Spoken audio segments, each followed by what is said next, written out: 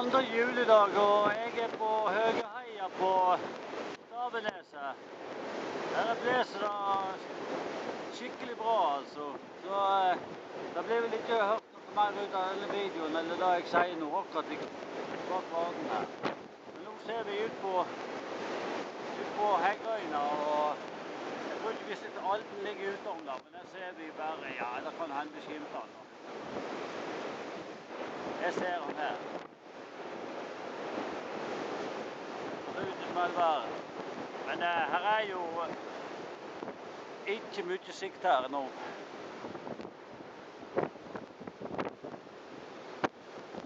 Vinden kommer nok utrolig kost, altså, så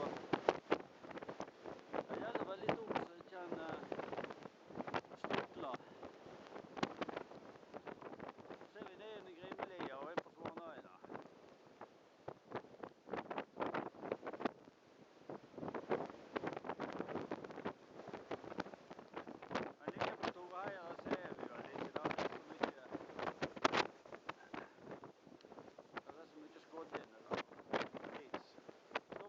Rett fram nå.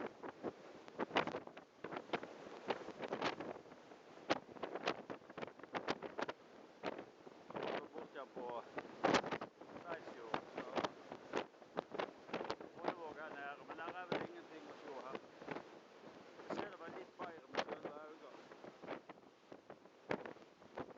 Jeg vet ikke om jeg tårer å gå frem og kanten her på varmen. Ja, nå prøver jeg litt grann.